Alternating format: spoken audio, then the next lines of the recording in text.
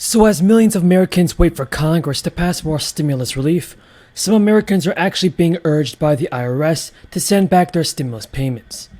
Everybody, this is your fourth stimulus check update and daily news report. And we have a ton of news to cover around the fourth stimulus check, as well as an increase to your Social Security benefits. So you want to be sure to stay until the end of this video to never miss out on the very important stimulus check information. In addition, folks, I believe that President Biden should do a better job in sending out the fourth stimulus check. You know that for the last many decades, the people on top, the very wealthiest people in this country, have become much richer. You now have the totally absurd situation of two billionaires owning more wealth than the bottom 40%, top 1% owning more wealth than the bottom 92%. You got the 1% owning more wealth than the entire middle class. So in America, you got tens of millions of people whose problems have long been neglected by Congress and by presidents, while the very rich get richer. And what we are finally saying is we're not going to ignore those problems anymore. That now is the time for us to stand up for the working class of this country and tell the billionaires that they're going to have to start paying their fair share of taxes. What we are talking about is not simply a laundry list, a wish list. And by the way, since we're talking about children and what they're breathing and all the rest, so much in this legislation that we needed to do anyway, but it falls under the category of climate as well, is replacing lead pipes throughout the country. Our children are drinking water that is laden with lead. They're in schools where lead paint is on the walls. It is it's an immorality, really, in my view, to have had that continued. And this was a real priority for us to make sure that we were improving the atmosphere for the children, whether it was the air they breathe writ large or the planet in which they live. Anything? Other questions? Yes? Is there anything as far as a deadline for negotiations on the bill set roughly? And then are any of the climate-specific provisions on the table as far as negotiations? Well, I'm not here to go into the negotiation, but we will have what we need in terms of the climate provisions.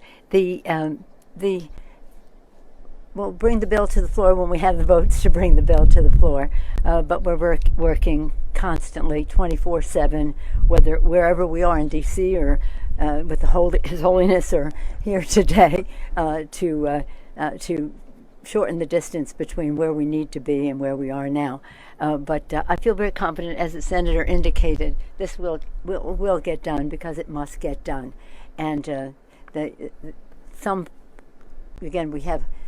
we're having those negotiations. Our chairmen are sharpening their pencils as to how we come down with the number. I wish we could stay at the big number, but we can't. And the chairman of the Energy and Commerce Committee, Frank Pallone, and as you others from here on that committee are working very hard to make sure that whatever clarification is needed in terms of the language in the bill, apart from the money, the language in the bill, that is being done. But thank you for your question, and today is very important for us because you see the local intellectual resources that we have to meet the needs of people, and that's what this is about, to meet people's needs in a way that creates jobs, protects God's gift to us, the planet, reduces the national debt, and does so. You must realize that there are still many Americans in need of a stimulus payment. And if you guys agree with me, then let's get this video to 1,000 likes. Now, the number of Americans applying for first-time jobless claims reached its lowest level since March 2020. But even given the nationwide improvements in the pace of those newly out of work, some states have fared better than others in bringing down the levels of unemployment. The Labor Department's latest weekly report broke down the states with the highest and lowest insured unemployment rates. This metric captures the ratio of people claiming jobless benefits, divided by the overall size of the labor force. The results underscore the lingering unevenness in the unemployment picture across various parts of the country. Some states had insured unemployment rates well below the national average. At the end of September, South Dakota led the nation with an insured unemployment rate of just 0.2%, followed by Alabama with a rate of 0.3%. Idaho, Nebraska, North Dakota, and Utah followed thereafter, with each of these states posting insured unemployment rates of 0.4%. What are your thoughts on President Biden, everybody, and his work on the stimulus payments? So the IRS has also sent out millions of math error notices this year, the majority of which were related to stimulus payments amid the crisis. According to the Taxpayer Advocate Service, the IRS sent roughly 9 million alerts this year, and the notices have caused confusion for many taxpayers, who have been left unclear about what is owed. Many Americans were offered financial aid by way of the $1,400 checks that were sent out directly as part of the American Rescue Plan Act.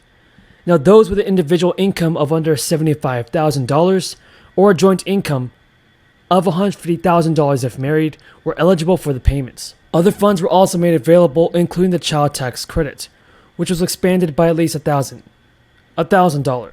Those who did not receive the $1,400 stimulus check could claim it on their taxes.